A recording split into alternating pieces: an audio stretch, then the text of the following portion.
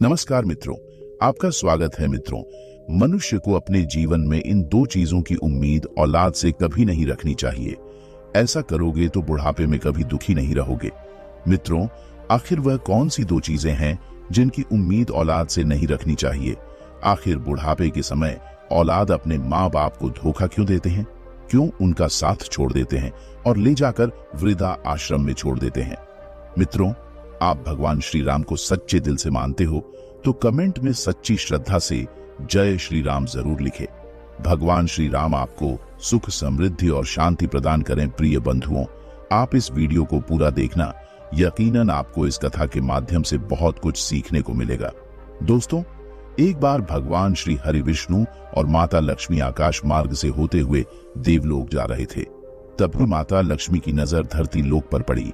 ऐसा विचित्र दृश्य देखकर माता लक्ष्मी आश्चर्यचकित हो गई और भगवान विष्णु की ओर व्याकुल मन से देखने लगी। फिर भगवान विष्णु ने माता लक्ष्मी से कहा, क्या बात है प्रिय, इतना चिंतित क्यों हो रही हो?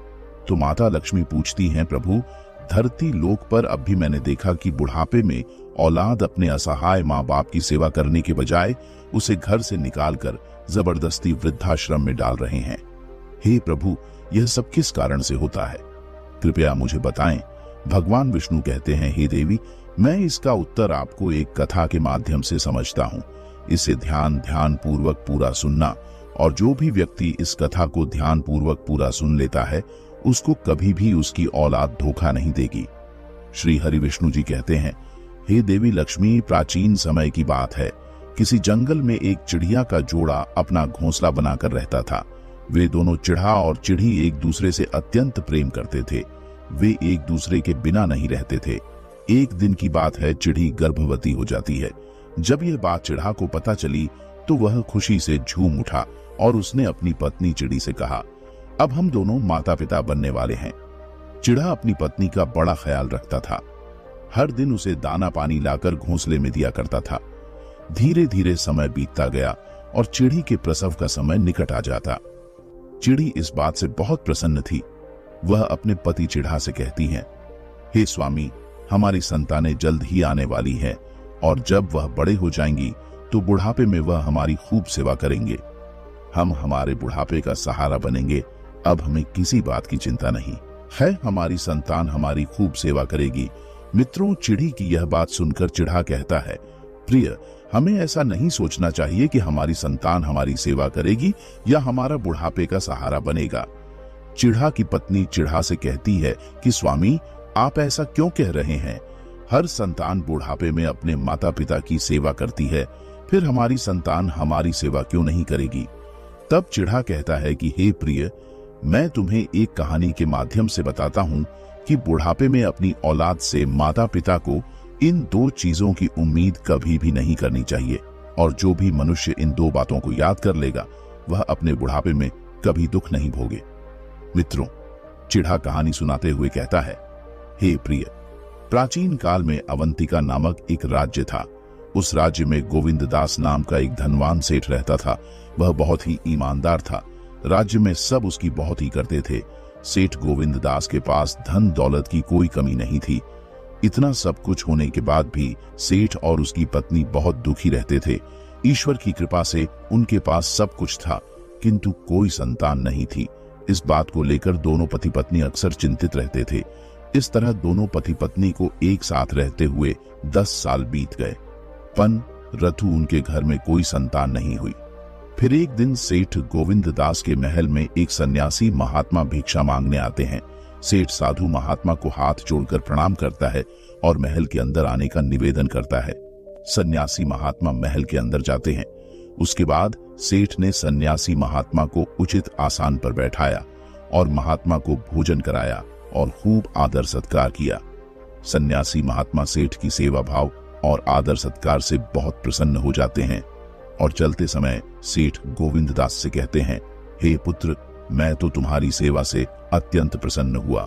मांगो, तुम्हारी जो भी मनोकामना है मैं उसे अवश्य पूर्ण करूंगा।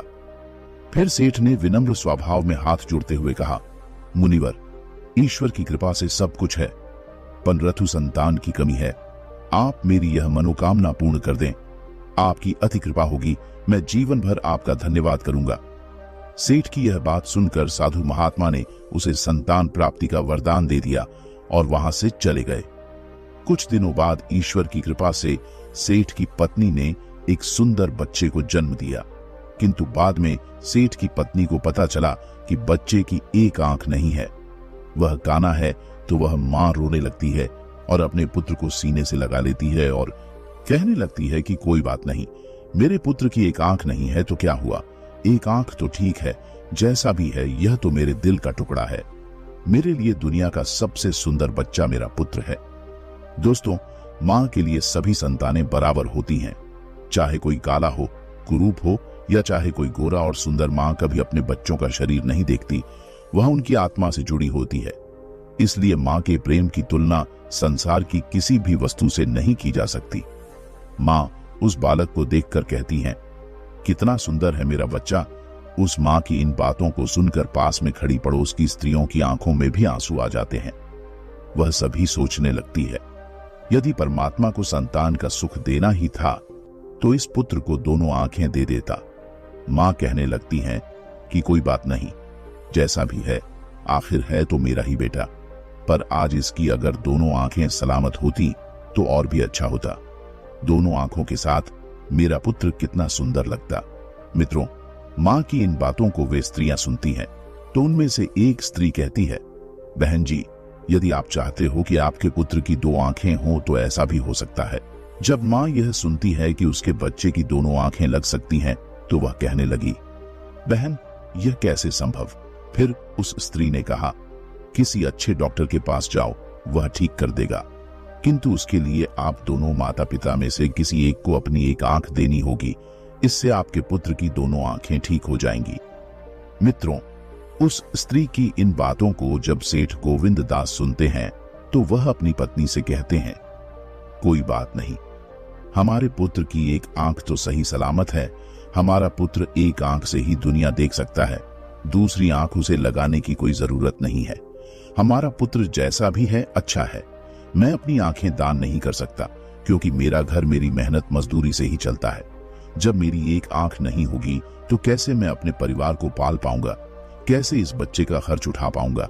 यह तो तभी संभव है जब मेरी दोनों आंखें ठीक होंगी। मैं एक पिता हूं और अपनी पत्नी को और बच्चों को पालने का भार मेरे कंधों पर है। अब रही बात मेरे पुत्र के एक आंख की, तो यह सब परमात्मा की देन है।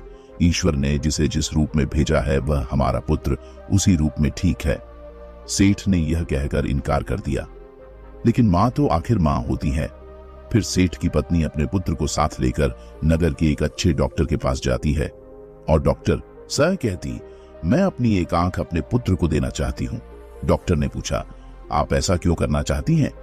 यह सुनकर सेठ की पत्नी ने डॉक्टर से कहा, मेरा क्या है, मुझे तो घर पर ही रहना है, लेकिन मेरे बेटे को तो अपना पूरा जीवन काटना है, इसलिए डॉक्टर साहब मैं अपनी एक आंख अपने पुत्र को देना चाहती हूँ। फिर डॉक्टर कहता है कि इस तरह तो तुम कानी हो जाओगी। तो वह मां कहती है कि मुझे मंजूर है कि मैं एक आंख से कानी हो जाऊं, लेकिन मैं अपने पुत्र को दोनों आंखों के साथ देखना चाहती हूँ। मेरी एक आंख ले लो और मेरे बेटे को लगा दो मेरे बेटे की। जब दोनों आंखें होगी तो दोनों आंखों के साथ वह कितना सुंदर लगेगा। मैं अपने पुत्र को एक आंख दान में देना चाहती हूँ। दोस्तों, इस प्रकार मां के कहने पर डॉक्टर उस मां की एक आंख निकालकर उसके पुत्र को लगा देते हैं। इस तरह पुत्र की दोनों आंखें सही हो जाती हैं और मां एक आंख पुत्र को देने के बाद एक आंख से ही देखती है। कुछ दिनों बाद सेठ अपनी पत्नी और पुत्र को लेकर अपने घर आ जाता है और दोनों पति पत्नी मिलकर अपने पुत्र का पालन पोषण करने लगते हैं। वे दोनों उसका खूब ध्यान रखने लगे। इस प्रकार धीरे धीरे बच्चा बड़ा हो गया और अब वह 4 साल का हो चुका था। उनके जीवन में फिर से खुशियां वापस लौटने लगी थी। तभी अचानक से उनके जीवन में एक घटना घटित हो गई और सेठ की मृत्यु हो गई। जब यह बात सेठ की पत्नी को पता चली तो वह चीख चीख कर रोने लगी और जोर जोर से विलाप करने लगी। वह सोचने लगती है कि अभी मेरा 4 साल का बच्चा है, घर में यही कमाने वाले थे और वह भी मुझे छोड़कर इस दुनिया से चले गए। अब मैं इस बच्चे का पालन पोषण कैसे कर पाऊंगी? ये सोच सोचकर वह जोर जोर से रोने लगती है। उसका रोना धोना सुनकर पड़ोस के लोग आ जाते हैं और उस लाचार मां को सांत्वना देते हैं और उससे कहते हैं, सब ठीक हो जाएगा, और किसी तरह समझा बूझकर सेठ गोविंद दास का अंतिम संस्कार करते हैं। अपने पति की मृत्यु के बाद वह असहाय मां अपने बेटे के साथ घर में जो धन था उसी के सहारे जीवन बिताने लगी। कुछ दिनों बाद जब घर में एकत्रित धन भी खत्म हो गया तो वह दूसरों के घर में काम करने के लिए जाने लगी। वह दूसरों के घरों में झाड़ू पोछा करके, दूसरों के घरों में बर्तन मांज कर अपने पुत्र का पालन पोषण करने लगती है और अपने पुत्र का बहुत अच्छे से ध्यान रखती है, लेकिन अपने पुत्र को किसी भी चीज की कमी नहीं होने देती। वह अपने पुत्र की सभी इच्छाएं पूरा करती है। जब उसका पुत्र पढ़ने के लायक हो जाता है तो वह उसे विद्यालय लेकर जाती है और प्रधानाचार्य से आग्रह करके अपने पुत्र का दाखिला करा देती है। थोड़ी देर बाद विद्यालय का मालिक आता है और वह उस बच्चे की मां को देखता है तो सोचने लगता कि बच्चा तो सुंदर है, लेकिन मां कपड़ों से ऐसी लग रही है जैसे कोई भिखारी हो। यह बेचारी कहां से इस बच्चे की किताबें और इतनी महंगी फीस भर पाएगी। इसीलिए वह उसे समझाते हुए बच्चे की मां से कहते हैं कि बहन जी, हमारे विद्यालय की फीस कुछ ज्यादा है। हमारे विद्यालय में अमीर के बच्चे पढ़ते हैं, इसलिए बेहतर होगा आप अपने बच्चे का दाखिला किसी सरकारी स्कूल में कर दें। विद्यालय के मालिक के मुख से यह बात सुनकर बच्चे की मां कहती हैं, सा, आप पैसों की चिंता मत करिए। आपके विद्यालय की जो भी फीस होगी उसे मैं समय से जमा कर दिया करूंगी। मैं अपने बच्चे के लिए कुछ भी कर सकती हूँ, क्योंकि यह मेरा एकलौती संतान है। मैं चाहती हूँ कि बड़ा होकर मेरा बेटा पढ़ लिख कर एक बड़ा ऑफिसर बने, इसलिए मैं इसे लेकर आपके विद्यालय में आई हूँ। मित्रों, माँ की बातों को सुनकर विद्यालय का मालिक बहुत ही प्रभावित होता है और उस बच्चों की माँ से कहता है, ठीक है बहन जी, यदि तुम जिद करती हो तो हम तुम्हारे बच्चे का दाखिला कर देते हैं। इस प्रकार उसके बच्चे का दाखिला उस विद्यालय में हो जाता है और वह बालक प्रतिदिन विद्यालय में पढ़ने जाने लगता है। मित्रों, जब से उस मां ने अपने बच्चे का दाखिला विद्यालय में कराया, उसके बाद से उसकी पढ़ाई के खर्च के लिए अब उसे दोगुनी मेहनत करना पड़ता था। कुछ दिन ऐसे ही चलता रहा। धीरे धीरे वह बच्चा बड़ा हो गया और समझदार भी हो गया था। एक दिन विद्यालय में सभी बच्चे मिलकर उस बालक को परेशान करने लगे और उसे कहने लगे, इसकी माँ तो काली कलूटी है और एक आंख से कानी भी है, और उसे देखकर कहते, देखो कानी का बेटा आ गया। मित्रों, जब वह लड़का अपने सहपाठियों की इन बातों को सुनता है तो क्रोध में भर जाता है। उसे बहुत बुरा लगता था। जब विद्यालय की छुट्टी होती है तो छुट्टी के समय हमेशा की तरह उसकी माँ उसे लेने आती है। आज भी वह अपने पुत्र को स्कूल में लेने आई थी तो वह लड़का अपनी माँ से कहता है कि माँ, कल से मुझे विद्यालय में छोड़ने मत आना, ले जाने भी मत आना। यह बात सुनकर माँ पूछती है कि पुत्र, क्या बात हो गई, तुम ऐसा क्यों कह रहे हो? तो लड़का कहने लगता है कि माँ, तुम्हारी चेहरा ठीक नहीं है, तुम एक आंख से कानी हो। तुम जब मेरे साथ विद्यालय में आती हो तो मेरे साथ के लड़के मेरा मजाक उड़ाते हैं और तुम्हारी वजह से मुझे शर्मिंदा होना पड़ता है और स्कूल में सब मुझे कानी का बेटा कहकर चिढ़ाते। मित्रों, आगे कहानी सुनाते हुए चिढ़ा कहता है, हे प्रिय, रास्ते भर में वह लड़का अपनी माँ से दुनिया भर की शिकायतें करता है। जब वह माँ अपने पुत्र के मुख से इन बातों को सुनती है तो उसे बहुत दुख होता है, लेकिन अपने पुत्र की इन बातों को सुनकर वह चुप रहती है और अपने पुत्र की बातों को सहन कर लेती है। माँ कहती है, कोई बात नहीं पुत्र, तुम चाहते हो तो मैं तुम्हारे साथ कल से विद्यालय नहीं आऊंगी, किंतु तू अकेले विद्यालय कैसे आ पाओगे? अपनी माँ की इन बातों को सुनकर वह क्रोधित होकर बोलता है, माँ, अब मैं बच्चा नहीं हूँ, मैं बड़ा हो गया हूँ और अब मैं इस काबिल हो चुका हूँ कि मैं अकेला विद्यालय जा सकता हूँ, इसलिए तुम्हें मेरे साथ विद्यालय आने की कोई जरूरत नहीं। अपने पुत्र के मुख से यह बात सुनकर वह बहुत दुखी होती है, क्योंकि उसे अपने पुत्र से यह अपेक्षा नहीं थी। मित्रों, उस दिन से वह माँ अपने पुत्र को ना ही छोड़ने जाती थी और ना ही उसे स्कूल से लेने जाती। वह लड़का अकेले ही स्कूल आने जाने लगा। जैसे जैसे वह लड़का बड़ा होता गया वैसे वैसे उसके खर्च भी बढ़ते चले गए। पुत्र के खर्चे उठाने के लिए माँ अब दिन रात मेहनत करने लगी।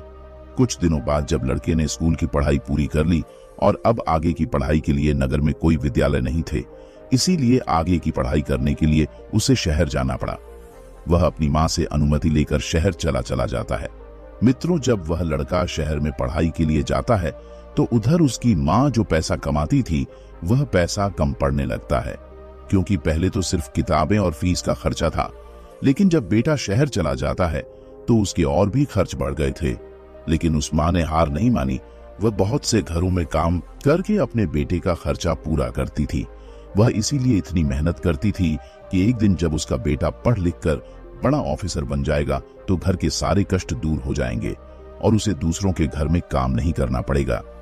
यही सब सोचकर वह खुश होकर फिर से काम में लग जाती और मेहनत करके जो पैसा मिलता था उसे अपने पुत्र के लिए शहर भेज देती। कभी कभी वह काम करते करते बहुत थक जाती थी, क्योंकि अब वह पहले से काफी ज्यादा कमजोर और बूढ़ी हो चुकी थी। किंतु वह अपने पुत्र के लिए निरंतर मेहनत करती और उसके लिए पैसा भेजा करती। उसे कभी कोई दिक्कत नहीं होने दिया। मित्रों, आगे छिड़ा अपनी पत्नी चिड़ी से कहता है, प्रिय, कुछ दिनों बाद उस लड़के की पढ़ाई पूर्ण हो जाती है और उसे एक बड़े ऑफिसर की नौकरी मिल जाती है। नौकरी पाने की खुशी में वह अपनी माँ को एक पत्र लिखता है और डाकिया के द्वारा पत्र अपनी माँ तक पहुंचा देता है। पत्र पाकर उसकी माँ बहुत खुश होती है और वह डाकिया से कहती है, आप मुझे पत्र पढ़कर सुना दीजिए, मेरे बेटे ने मेरे लिए पत्र में क्या लिखकर भेजा है। डाकिया ने पत्र पढ़कर सुनाया। उसमें लिखा होता है कि माँ, अब मैं शहर में बड़ा ऑफिसर बन चुका हूँ, अब तुम्हें मेरे लिए पैसे भेजने की जरूरत नहीं है। मित्रों, जब माँ को यह खबर मिली कि उसका बेटा एक बड़ा ऑफिसर बन गया है तो वह बहुत खुश हो जाती है और सोचने लगती है, अब मुझे किसी के घर काम करने नहीं जाना पड़ेगा। मेरा यह बेटा अब मेरे बुढ़ापे का सहारा बनेगा। आज मेरी इच्छा पूरी हो गई, मेरा पुत्र ऑफिसर बन गया। खुशी के मारे वह फूले नहीं समा रही थी। उसने सारे नगर में मिठाई बांट दिया और नगर में सभी से गर्व से कहती, मेरा बेटा बड़ा ऑफिसर बन गया है, मेरी मेहनत सफल हो गई। अब वह माँ अपने बेटे के आने की राह देखने लगी। कई महीने बीत गए, किंतु उसका बेटा उससे मिलने नहीं आया। उसने अपने बेटे से मिलने से पहले बहुत से अरमान सजा के रखे थे। वह सोच रही थी, जब मेरा पुत्र आएगा मैं अपने पुत्र की आरती उतारूंगा, उसे अपने हाथों से खिलाऊंगी, उसे प्यार करूंगी। अब वह माँ अपने पुत्र के आने की राह देखती है। हर दिन वह इंतजार करती है कि आज मेरा पुत्र आता होगा। वह रास्ते से निकले वाली गाड़ियों की आवाज सुनकर तुरंत बाहर निकल कर आती और अंत में निराश होकर वापस घर के अंदर चली जाती। धीरे धीरे उस माँ के सब्र का बांध टूटने लगा, किंतु फिर भी वह अपने बेटे के आने के सपने देखती रहती। इस तरह कई वर्ष बीत गए, किंतु उसका बेटा नहीं आया। वह अपने बेटे का इंतजार करते करते अंदर से टूट चुकी थी। फिर एक दिन डाकिया उसके बेटे का दूसरा पत्र लेकर आता है और डाकिया पत्र को पढ़कर उस बूढ़ी माँ को सुनाता है। उस पत्र में लिखा होता है कि माँ, मेरी शादी हो गई है और जिस लड़की के साथ मेरा विवाह हुआ है वह शहर के सबसे अमीर सेठ की लड़की है। मेरी पत्नी बहुत ही सुंदर है। मित्रों, जब वह माँ उस पत्र में लिखी बातों को सुनती है तो उसकी आंखों से आंसू की धारा बहने लगती है। उसे बड़ा ही दुख होता है। वह वहीं पर सर पर हाथ रखकर बैठ जाती है और उस माँ ने जो सपने अपने पुत्र के लिए सजाए थे वे सब धूल में मिल जाते हैं। फिर वह आसमान की ओर देखकर कहती है, हे भगवान, मैंने जीवन में ऐसे कौन से पाप किए थे, मुझसे कौन सी ऐसी गलती हो गई जिसकी सजा आप मुझे दे रहे हैं। हे प्रभु, सभी माता पिता का सपना होता है कि वे अपनी नजरों के सामने अपने बेटे का विवाह कराए और उन्हें आशीर्वाद दें। आज आपने मुझसे यह अधिकार भी छीन लिया। इतना कहकर वह जोर जोर से विलाप करने लगी। मित्रों, वह माँ यह सोच सोचकर पूरी रात आंसू बहाती रही कि जिस बेटे के लिए मैंने दूसरों के घर में झाड़ू पोंछा किया, झूठे बर्तन साफ किए, उसके लिए दिन रात मेहनत किया, आज उसी बेटे ने मुझसे बिना बताए विवाह कर लिया। किंतु इतना सब कुछ होने के बाद भी वह माँ अपने पुत्र को दुआएं देती रही और बिना भोजन किए वह रोते रोते सो गई। किंतु अभी भी वह अपने पुत्र से उम्मीद लगाकर बैठी थी कि एक दिन मेरा पुत्र और बहू दोनों मुझसे मिलने घर आएंगे। मैं अपनी बहू को देखूंगी, बहू मेरी सेवा करेगी, मैं अपने पुत्र वधू को आशीर्वाद दूंगी। यह सोच सोचकर वह माँ अपने बेटे और बहू का इंतजार करने लगती है। दोस्तों, इस तरह उस माँ को अपने बेटे और बहू का इंतजार करते करते वर्षों बीत गए, किंतु वह नहीं आया। आगे कहानी सुनाते हुए चढ़ा। अपनी पत्नी चिड़ी से कहता है, प्रिय, अब उस माँ के धैर्य का बांध पूरी तरह टूट चुका था और उसकी सहन शक्ति जवाब दे देती है। जिस माँ का पुत्र बड़ा ऑफिसर बन जाए, विवाह कर ले और उसके बाद भी वह अपनी माँ से मिलने न आए, उस माँ के दिल पर क्या बीत होगी जिस पुत्र का भविष्य बनाने के लिए उसने दिन रात एक कर दिया, उसके लिए सब कुछ दान कर दिया हो और उस पुत्र का वर्षों से चेहरा न देखा हो, तो अपने पुत्र के लिए व्याकुल होना हर मां के लिए स्वाभाविक है। फिर एक दिन वह अपने पुत्र से मिलने के लिए बहुत व्याकुल हो जाती है और उस व्याकुलता में वह फैसला करती है कि चाहे कुछ भी हो जाए, मैं अपने बेटे से मिलने अब शहर जाऊंगी। मित्रों, यह निर्णय करके मां अपने बेटे और बहू से मिलने के लिए शहर के लिए चल देती है। इसी तरह वह पता पूछते पूछते उस शहर में पहुंच जाती है जिस शहर में उसका बेटा रहता था। उस शहर में पहुंचकर वह बूढ़ी मां एक दुकानदार को पत्र दिखाते हुए कहती है, बेटा मुझे इस पते पर जाना है, मेरी मदद कर दो। फिर वह दुकानदार उस मां को एक रिक्शे पर बैठा देता है और रिक्शे वाले को पढ़कर वह पता बता देता। रिक्शा वाले ने बताए हुए पते पर उस बूढ़ी मां को पहुंचा देता है और कहता है, मां जी जो पता तुमने बताया था उस पते पर आ गई हो। बूढ़ी मां रिक्शे से उतरकर किराया देती है और उस रिक्शेडिये देखती है कि सुंदर आलीशान बंगला बना हुआ है। बंगले के सामने चमचमाती गाड़ी खड़ी है और दरवाजे पर 2 चौकीदार खड़े पहरा दे रहे हैं। ये सब देखकर उस मां को बड़ी खुशी होती है कि कितने सुंदर घर में मेरा बेटा रहता है। मित्रों, एक थैली में उस मां ने अपने बेटे के लिए उसकी पसंद की कुछ मिठाइयां लेकर आई थी। जब वह थैले को लेकर वह मां बंगले के अंदर जाने लगती है तो गेट पर खड़े हुए चौकीदार उसे रोक लेते हैं और उसे अंदर नहीं जाने देते। फिर वह मां निवेदन करती है कि मुझे अंदर जाने दो, यहां मेरा बेटा रहता है, मैं अपने बेटे से मिलने आई हूं। बूढ़ी मां के मुख से यह बात सुनकर चौकीदार गुस्से से उसे डांटते हुए कहते हैं, तुम्हें पता है यह किसका बंगला है? यह शहर के सबसे बड़े ऑफिसर साहब का बंगला है। फिर वह मां कहती है, मुझे पता है यह किसका बंगला है, यह मेरे बेटे का है। इतना कहकर वह रोने लगती है। फिर उन दोनों चौकीदार को उस बूढ़ी मां पर दया आ जाती है। फिर एक चौकीदार विनम्र होकर पूछता है, माताश्री, क्या आपके पास कोई प्रमाण है कि ऑफिसर साहब आपके बेटे हैं? इतना सुनकर वह मां जल्दी से अपने पल्लू से अपने बेटे का भेजा पत्र निकालकर चौकीदार को दिखाती है। यह देखकर चौकीदार आश्चर्यचकित हो जाता है और तुरंत ही गेट खोल देता है और वह बूढ़ी मां बंगले में चली जाती है। जैसे ही वह घर के अंदर प्रवेश करती, उधर रसोई घर से खाना बनाकर उसकी बहू निकल है और उसने बूढ़ी औरत को घर के अंदर देखा तो वह डर गई और जोर जोर से चिल्लाकर अपने पति को आवाज देने लगी, सुनिए जी, कोई काली कलूटी बुढ़िया जो एक आंख से कानी है वह घर में घुस आई है। तुमने घर में कैसे चौकीदार रखे हैं? कोई भी हमारे घर में घुसा चला आता है, देखना यह भिखारी बुढ़िया कहीं हमारे घर में चोरी ना कर ले। मित्रों, वह बूढ़ी मां कहती है कि बहू मैं चोर नहीं हूं, मैं तो तुम्हारी सास हूं और यह जो तुम्हारे पास में खड़ा है वह मेरा बेटा है। बहू ने जब बुढ़िया की इन बातों को सुनती है तो वह अपने पति से कहती है कि यह बुढ़िया क्या कह रही है? क्या सच में यह भिखारी जैसी दिखने वाली आपकी मां है क्या? ऐसे ही गरीब परिवार में आपने जन्म लिया है?